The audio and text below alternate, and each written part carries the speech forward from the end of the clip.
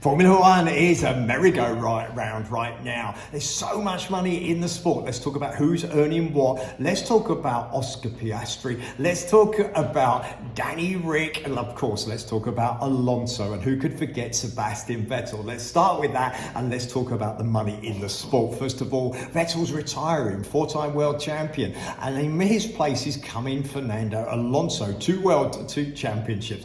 Alonso right now gets paid 20 million a year in Alphine. So 20 million a year, you got to think if he's going to Aston Martin, he's probably offered slightly more money. Right now, Max Verstappen gets 25 million a year. He may be asking for a pay rise, bearing in mind that he's top of the championship. And we look at, of course, Lewis Hamilton. They say he gets 50 million a year. That's $1 million a week. But what's happening with Oscar? Well, Alphine announced that he was going to step up and take Alonso's place. So Alonso leaves, Oscar Piastri is going to step up and take his place. Okay, you think they'd probably get away with paying 3 million, 4 million a year for him. He was the Formula 2 champion last year. Good signing for them. Of course, he's done well. He's been the reserve driver. Step up. They announced he's going to step up. He denied it. He said, I haven't signed a contract. Wow. Okay, in fact, Alpine say that there is a contract. It's just not been completed properly. He's going, it's said, to McLaren. Okay, which of course is good news for him. And he may well get, as I say, 3-4 million a year. And Danny Ric is going to be fired, so they say. Danny Ric is on 15-16 million a year to drive for McLaren. Like, he had a poor season last year, not done so well this season, but such a popular guy, experienced driver. And if you watched him in recent races, you can see his experience and how good he is once he gets in that car. Are they going for youth, or they're trying to save money, but they're going to have to pay off Danny Ric because he's got a contract? So will he settle for perhaps half of his wages,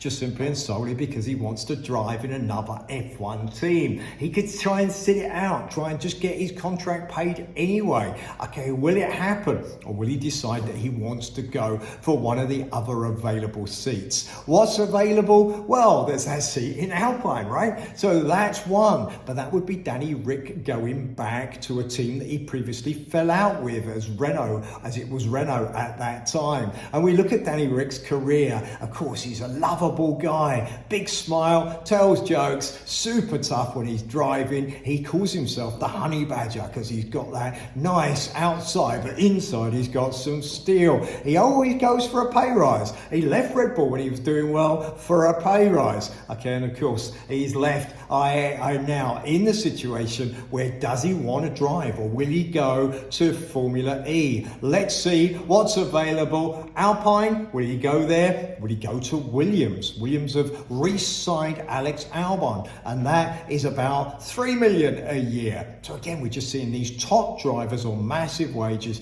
and these other drivers, they're still so good, but just tiny bit slower per lap, perhaps are actually paid so much less. Of course, it's a bit like that in life. The people that win are the people that have got that edge. They got that extra bit. And when we talk about sport and we talk about Formula One, or we talk about football or rugby, the player or the person that has the following, that actually could create more merchandise being sold, is the one that they're prepared to pay more, as well as the fact, of course, they want a winning team. How's it all going to settle down? What's the ultimate outcome going to be? We'll watch out. But the money's crazy, and it's certainly interesting to see how McLaren line up next year with two young drivers. Will they be in there really competing next year for a world championship? Hamilton's in there, and of course, he's got to step up to really look at what he's doing against George. George Russell's done so well. Okay, will he step up, and will it be, as we go into the last part of the season,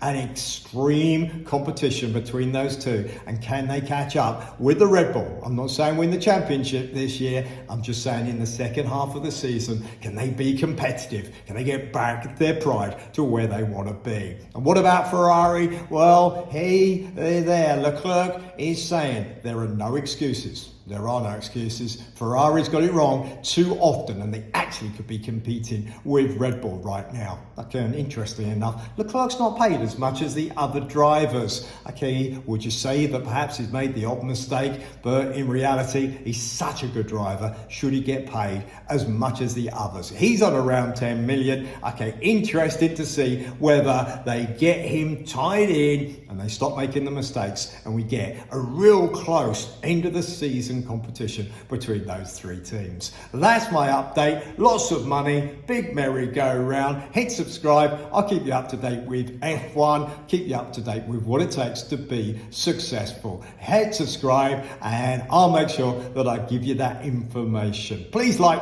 please share the video.